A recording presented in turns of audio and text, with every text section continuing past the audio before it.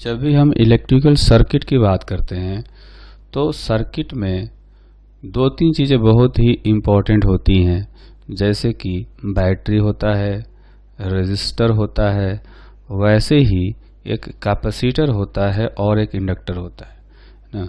तो रेजिस्टर के बारे में हमने करंट इलेक्ट्रिसिटी चैप्टर में पढ़ा और अभी हम लोग पढ़ेंगे कैपेसिटर के बारे में। तो कैपेसिटर जो है वो एक्चुअली में दो कंडक्टर्स का अरेंजमेंट है जिसको कि चार्ज स्टोर करने के लिए यूज किया जाता है। तो कह सकते हैं it is arrangement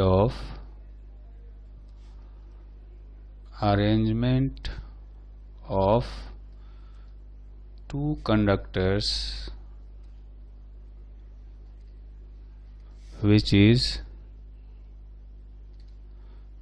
which is used to store charge and energy।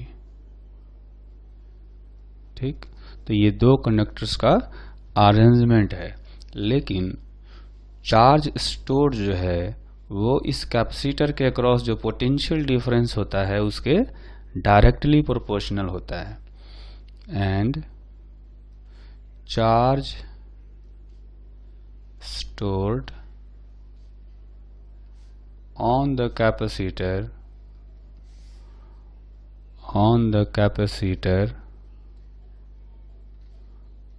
Is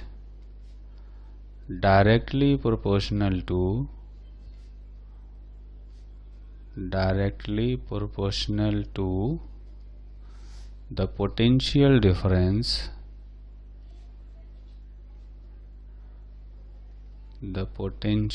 difference applied across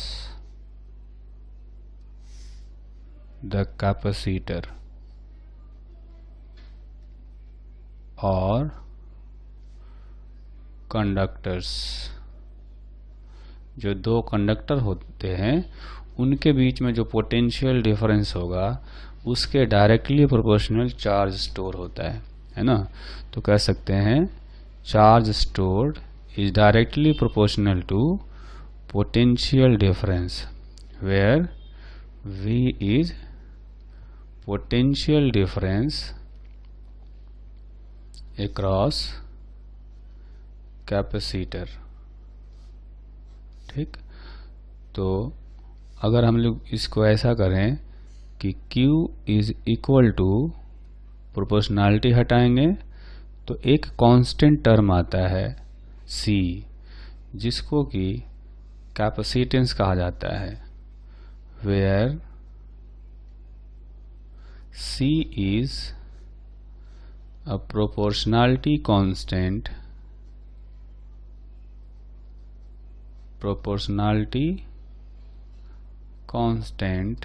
which is called capacitance of the capacitor।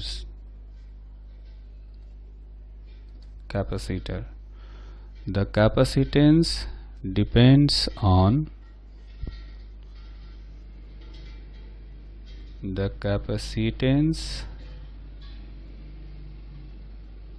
C depends on three factors।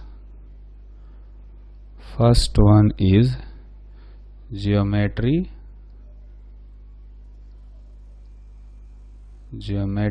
of conductors, and two, the dimensions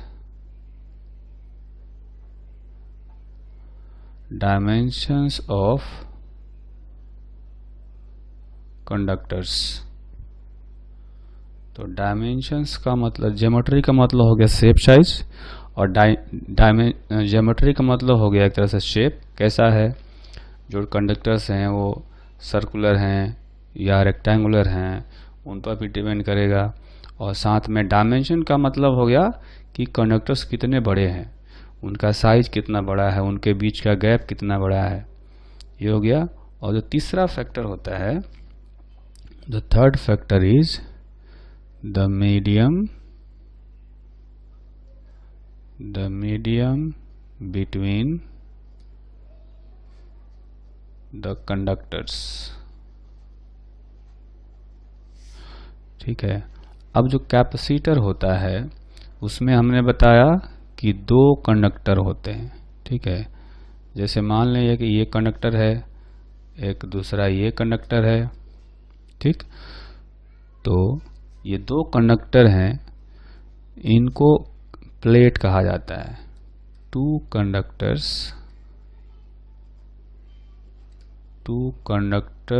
of a capacitor are called plates of the capacitor। तो ये जो है actually में standard capacitor में दोनों plates identical होते हैं, है ना। In standard capacitor two plates are identical in shape. दोनों जो है शेप में एक जैसे होते हैं। अब इनमें जो चार्ज होता है, एक पर अगर पॉजिटिव चार्ज रहेगा प्लस क्यू, तो दूसरे पर उतना ही चार्ज रहेगा लेकिन निगेटिव रहेगा माइनस क्यू। ठीक है, टू प्लेट्स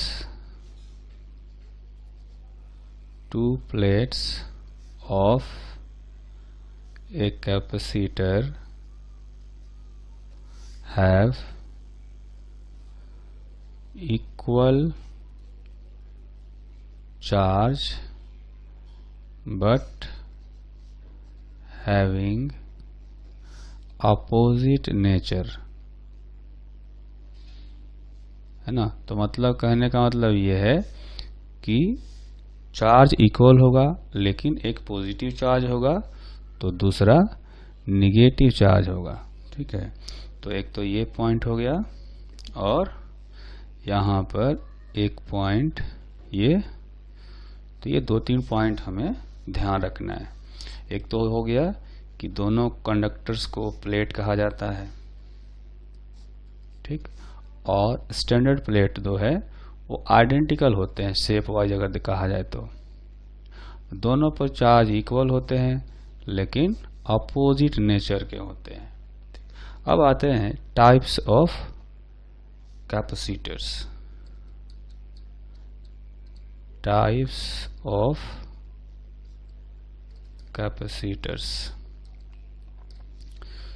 तो जो कैपेसिटर होते हैं वो मेनली तीन टाइप के होते हैं, है ना। एक कहा जाता है parallel plate capacitor, parallel plate capacitor, और जो दूसरा होता है उसको कहा जाता है स्फेरिकल कैपेसिटर, और जो थर्ड होता है उसको कहा जाता है सिलेंड्रिकल कैपेसिटर। तो ये तीन टाइप के कैपेसिटर होते हैं, है ना। तो एक एक करके हम लोग इन तीनों को पढ़ेंगे। तो सबसे पहले हम लोग पढ़ेंगे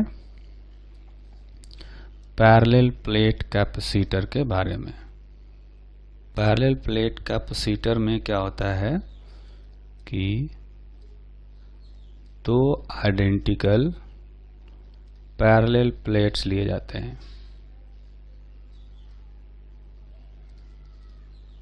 है ना। तो कह सकते हैं two identical parallel plates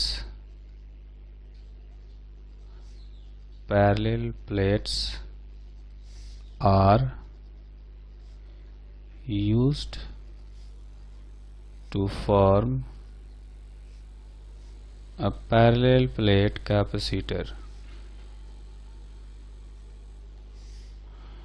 parallel plate capacitor.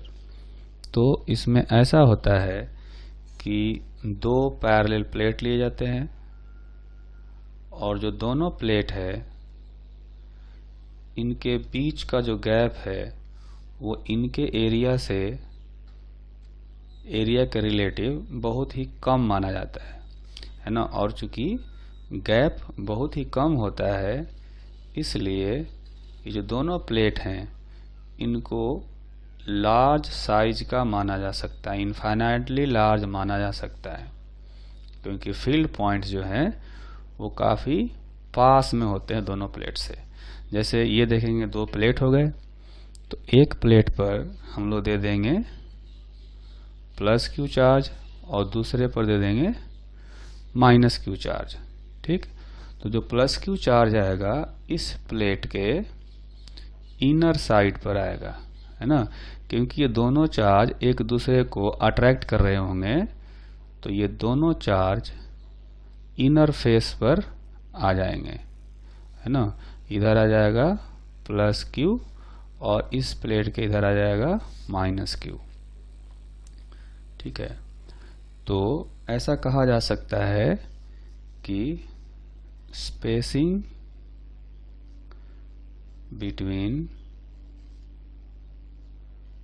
between the two plates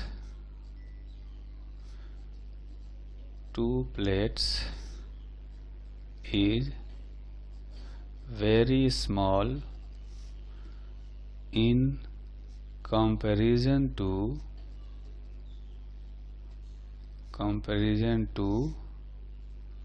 size of plates. So plates are assumed to be infinitely large.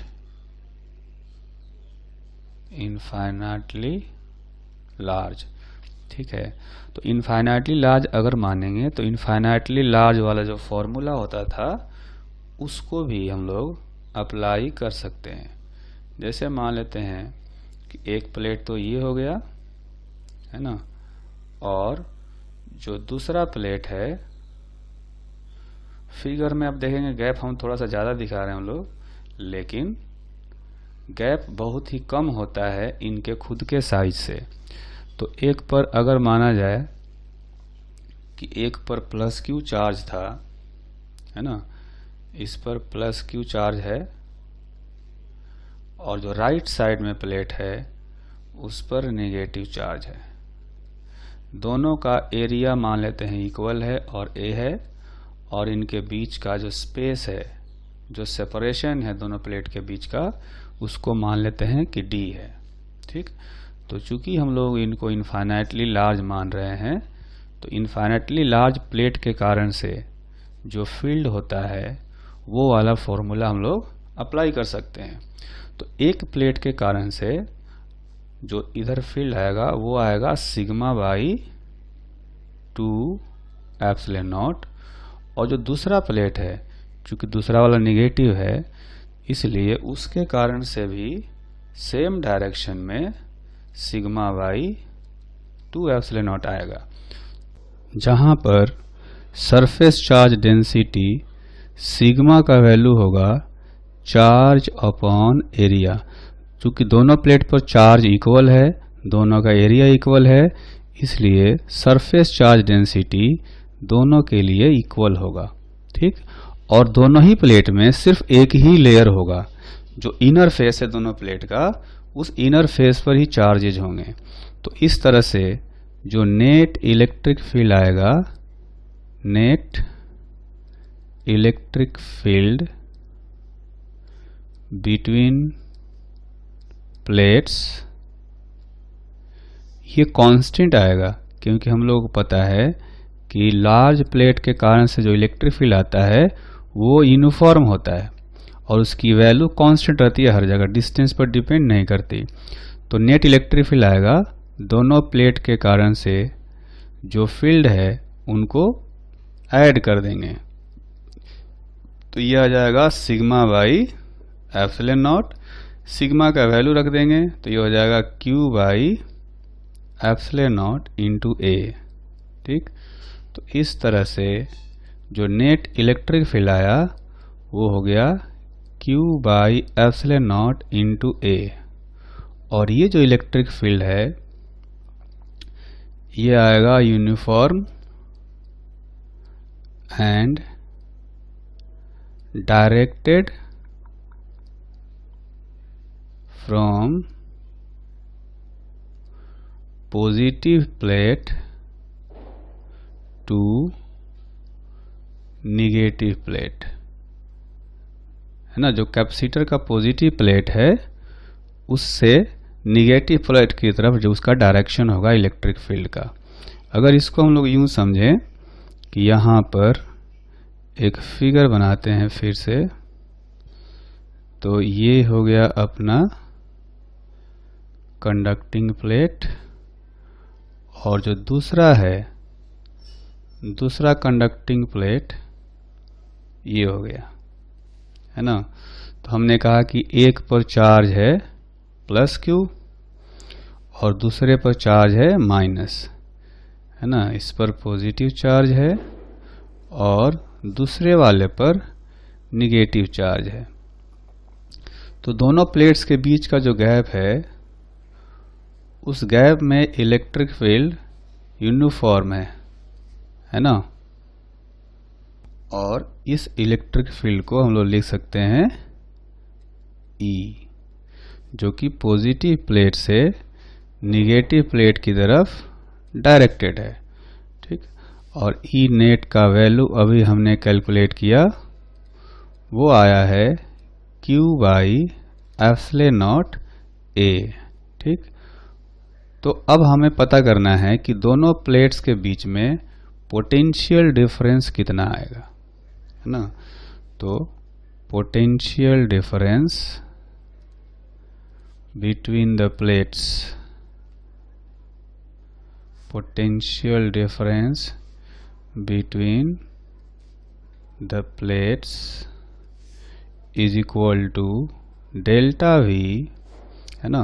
इसको हम लोग आगे जाकर के V सिर्फ लिखते हैं और ये आएगा इलेक्ट्रिक फील्ड इनटू जो सेपरेशन है इनके बीच का, दोनों प्लेट के बीच का जो सेपरेशन है ये हमने बताया था D, तो E इंटू डी कह सकते हैं। ठीक है, जैसा कि हम लोग जानते हैं delta V is equal to होता है E डॉट डेल्टा R, है ना। ये होता है पोटेंशियल डिफरेंस निकालना हो, यहाँ माइनस साइन आता है, तो अगर डायरेक्शन देखना हो या प्लस माइनस देखना हो तो उसके लिए माइनस साइन जरूरी है ना। हमें यहाँ तो सिर्फ मैग्नीट्यूड देखना है पोटेंशियल का, पोटेंशियल डिफरेंस का। तो पोटेंशियल डिफरेंस हो जाएगा net electric field into D. तो नेट इलेक्ट्रिक फील्ड यहाँ पर जो आया Q by epsilon not into ए,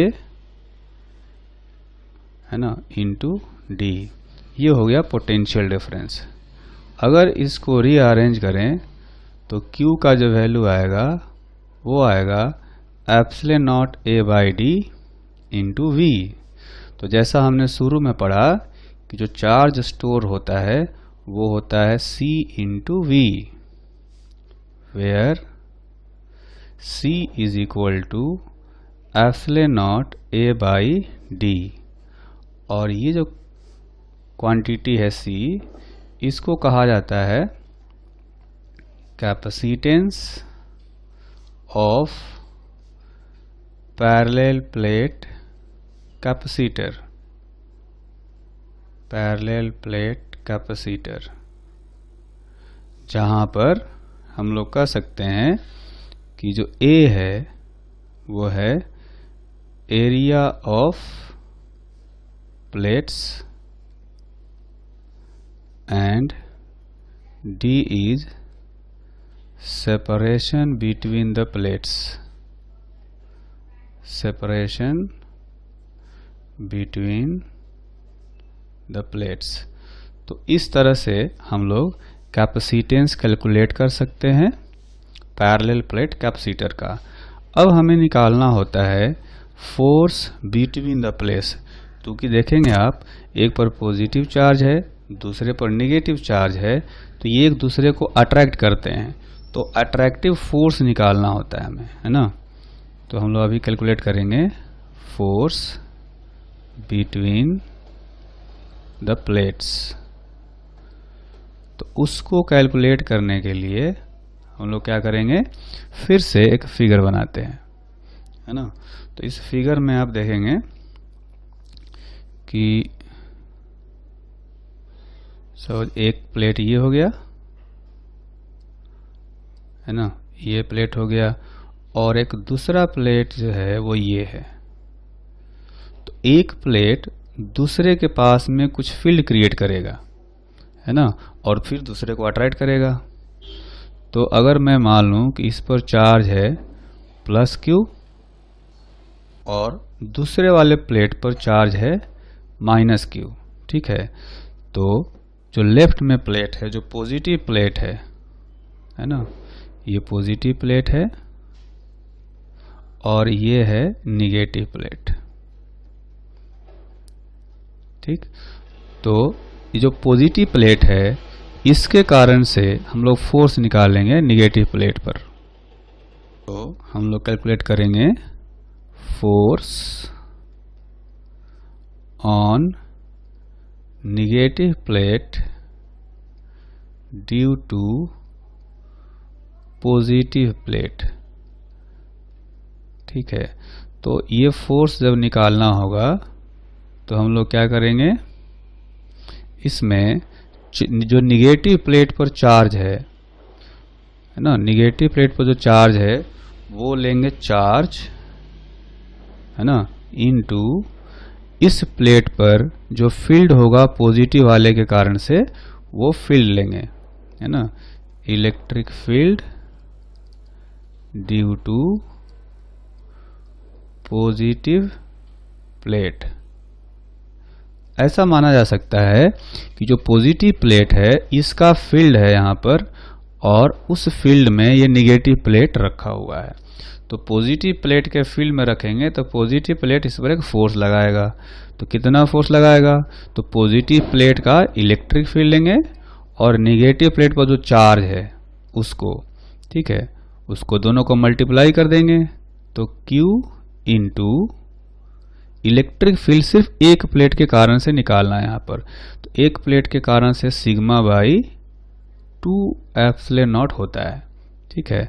तो इसको हम लोग थोड़ा सा और सिंपल फॉर्म में लिखेंगे कि ये जो फोर्स हुआ वो हो जाएगा charge into sigma by 2 epsilon not था।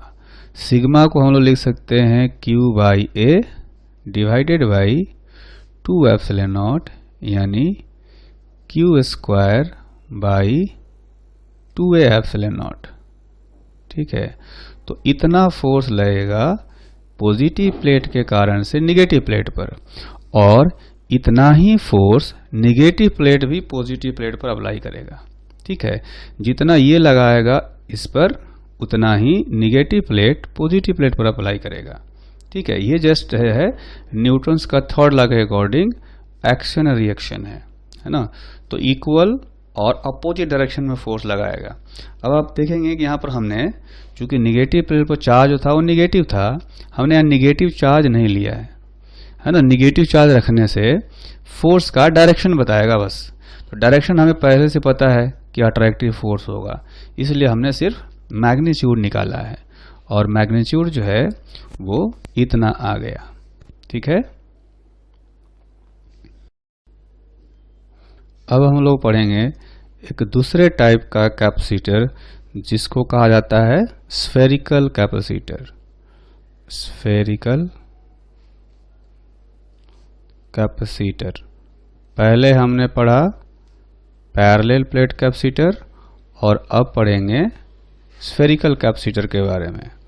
इस कैपेसिटर में दो कॉन्सेंट्रिक स्फेरिकल शेल्स लिए जाते हैं, है ना। To concentric spherical and conducting shells are used to form spherical capacitor। spherical capacitor. अब देखेंगे हमने एक फिगर बनाया है। इस फिगर में दो कॉन्सेंट्रिक स्फेरिकल शेल दिख रहे हैं। एक का जो रेडियस है मान लेते हैं कि R1 है और दूसरे वाले का रेडियस मान लेते हैं R2 है। ठीक, तो जो इनर वाला स्फेयर है उस पर ऐसा मान लिया है कि पॉजिटिव चार्ज है इस पर। ठीक है, तो पॉजिटिव चार्ज इस पर हमें दिखाना हो तो कुछ ऐसे दिखाते हैं। इसका जो शेल है इनर वाला, इसके आउटर फेस पर पॉजिटिव चार्जेज आएंगे, है ना। अंदर चार्जेज नहीं होंगे बीच में। तो बाहर जो चार्ज है, इस सरफेस पर जो चार्ज है, ये मान लेते हैं कि प्लस क्यू है। ठीक, ये चार्ज है प्लस क्यू, और जो आउटर स्फेरिकल शेल है उस पर मान लेते हैं कि चार्ज है माइनस क्यू। ठीक, और वो जो माइनस क्यू चार्ज होगा, नेगेटिव चार्ज, वो इनर फेस पर होगा, है ना। तो इसके इनर फेस पर हम लोग दिखा देते हैं ऐसे। हर जगह जो आउटर स्फेयर है उसके इनर सरफेस पर नेगेटिव चार्जेज होंगे। तो आप देख सकते हैं कि दोनों स्फेयर के बीच में इलेक्ट्रिक फील्ड होगा रेडियली आउटवर्ड डायरेक्शन में, है ना। यहाँ पर देखें तो इलेक्ट्रिक फील्ड कहीं ऐसे होगा, यहाँ पर इलेक्ट्रिक फील्ड कहीं ऐसे होगा, है ना।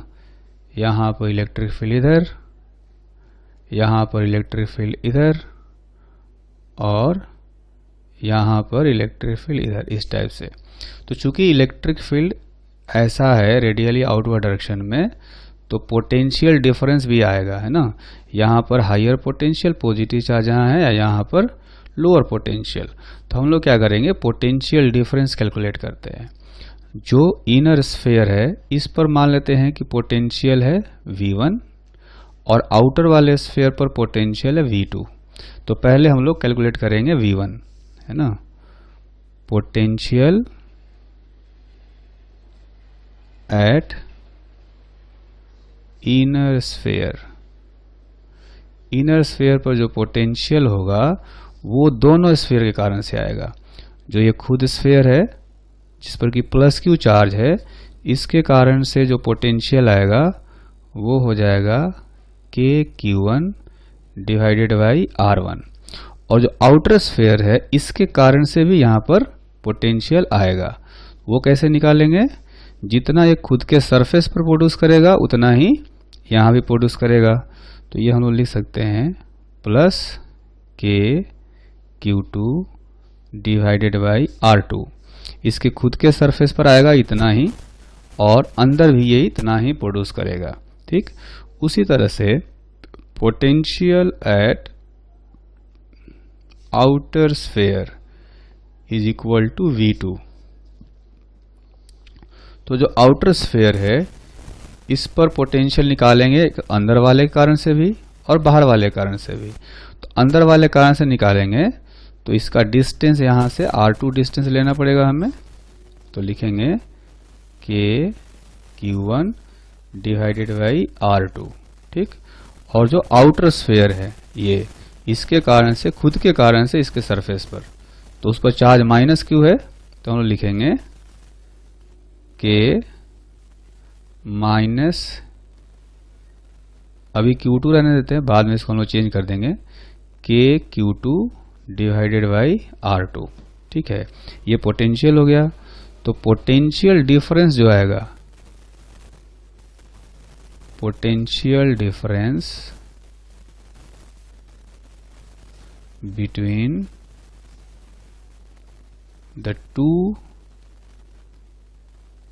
spherical plates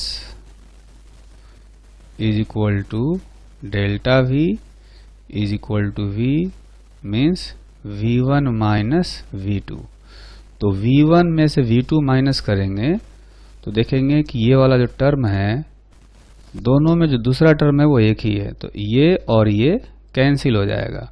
तो यहाँ बचेगा के Q1 1 by R1 minus 1 by R2।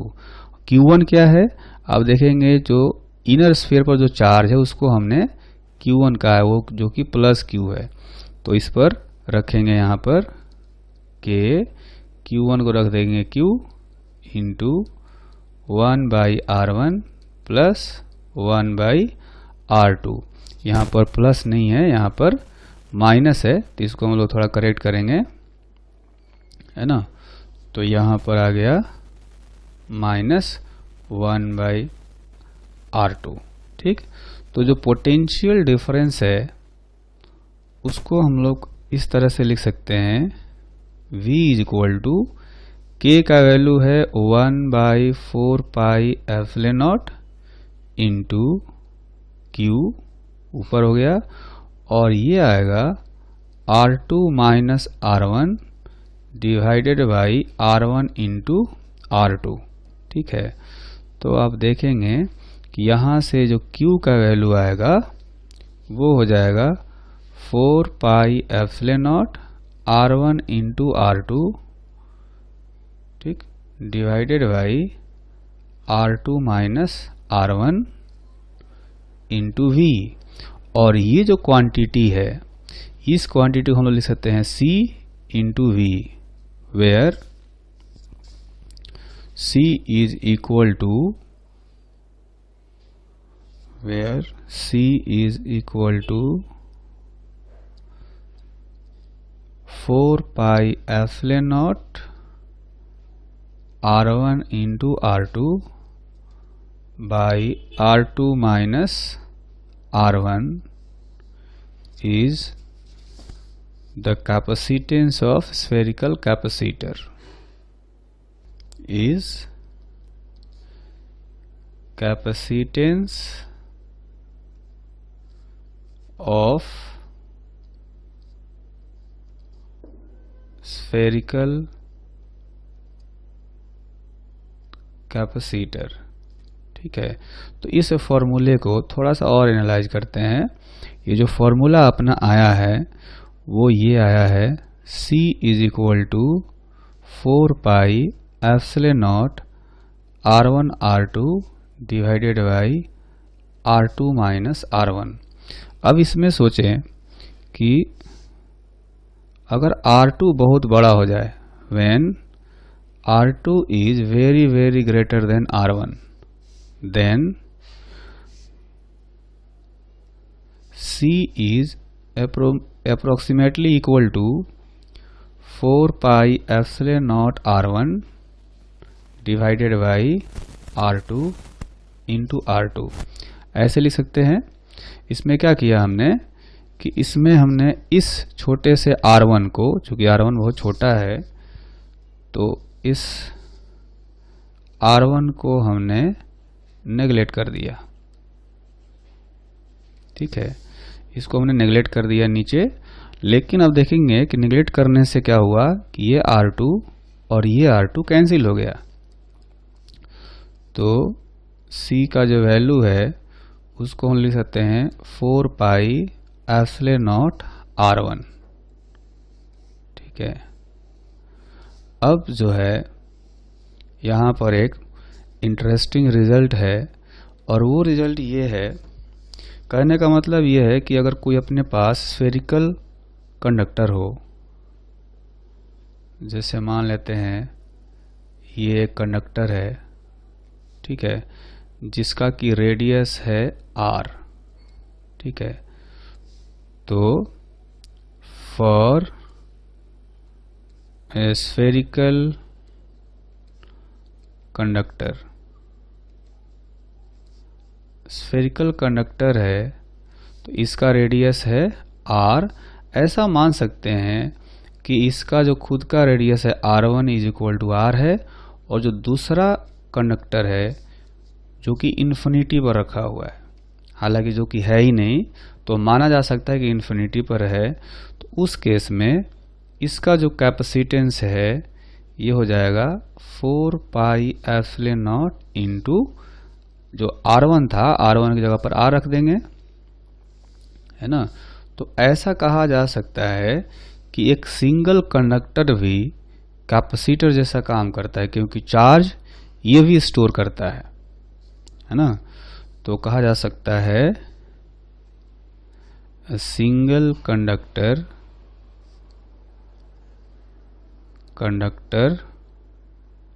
also behaves as a capacitor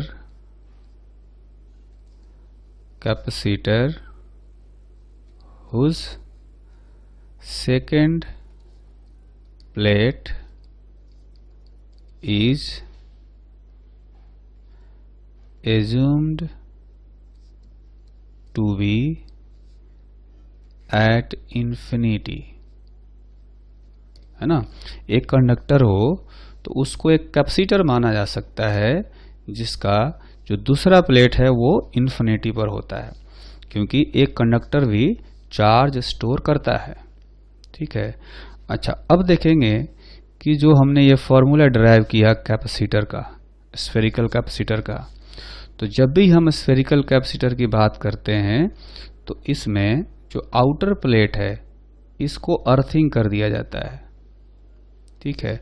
इसको अर्थिंग करने का क्या फायदा हुआ, आप ऐसे समझेंगे कि अभी जो हमने पढ़ा है ना, यहाँ पर हमने देखा कि एक कंडक्टर है, ये जो कंडक्टर है ये इसका पोटेंशियल, अगर कोई भी चार्ज यहाँ पर दे देंगे हम, अगर इस पर कोई भी चार्ज दे दिया जाए, मान लेते हैं चार्ज Q है, ठीक, तो इसका कुछ पोटेंशियल आ जाएगा V, ठीक है। और जो इन्फिनिटी पर इसका प्लेट माना जाता है ना, इन्फिनिटी पर जो प्लेट माना जाता है उसका पोटेंशियल होता है 0, ठीक है, और ये है V। तो इन दोनों के बीच में कुछ पोटेंशियल डिफरेंस है, और इसलिए क्या होता है कि ये जो कंडक्टर है, जो स्फेयर है, वो यहाँ पर इलेक्ट्रिक फील्ड क्रिएट करता है, और जहाँ पर इलेक्ट्रिक फील्ड क्रिएट करता है वहाँ पर एनर्जी स्टोर होती है। इसके चारों तरफ इलेक्ट्रिक फील्ड होता है, इसके सरफेस से लेकर के इन्फिनिटी तक, है ना। वो इलेक्ट्रिक फील्ड इसीलिए मौजूद होता है क्योंकि इसका सरफेस और इन्फिनिटी का जो पोटेंशियल है दोनों के बीच में डिफरेंस है। यहाँ और यहाँ पोटेंशियल डिफरेंस होगा तो यहाँ इलेक्ट्रिक फील्ड आएगा, और इलेक्ट्रिक फील्ड आएगा तो ये कैपेसिटर जो है ये काम कर रहा होगा, यानी कि इस पर चार्ज होगा, चार्ज स्टोर कर रहा होगा, इलेक्ट्रिक फील्ड क्रिएट कर रहा होगा, ठीक। लेकिन जब इसको जो ओरिजिनल वाला हमने कैपेसिटर पढ़ा ये, ठीक है, अगर इसको हमने अर्थिंग कर दिया तो यहाँ का पोटेंशियल जो है वो 0 हो गया, और जो इन्फिनिटी पर है ना, एट इन्फिनिटी, वहाँ का भी पोटेंशियल हो गया 0। इन्फिनिटी पर पोटेंशियल 0 माना जाता है, तो इसका मतलब ये हुआ कि अब इनके बीच का पोटेंशियल डिफरेंस हो गया 0, तो यहाँ पर इलेक्ट्रिक फील्ड बाहर जो है वो 0 आएगा, ठीक है, बाहर इलेक्ट्रिक फील्ड 0 आएगा। तो जो भी इलेक्ट्रिक फील्ड आएगा सिर्फ इन दोनों कंडक्टर के बीच में होगा, और जो एनर्जी स्टोर होगी वो इनके बीच में ही होगी, ठीक है। तो ध्यान रखना है कि ये जो कैपेसिटेंस का फॉर्मूला है, ये वाला फॉर्मूला, वो तब है जब इलेक्ट्रिक फील्ड सिर्फ दोनों कंडक्टर्स के बीच में है ना। जब बाहर होगा तो फॉर्मूला कुछ और हो जाएगा, तो इसलिए यहाँ पर अर्थिंग करके दिखाया जाता है। जब ये अर्थिंग नहीं होगा उस केस में इस सिस्टम का कैपेसिटेंस इतना नहीं होगा। अब कितना होगा वो आगे जाकर के हम लोग कैलकुलेट करेंगे, है ना। तो अभी इस केस में हमें यही जानना है कि ये जो कंडक्टर है ना, ये जो कंडक्टर है, इस कंडक्टर का कैपेसिटेंस इतना लिख सकते हैं और एक कंडक्टर भी कैपेसिटर जैसा बिहेव कर सकता है।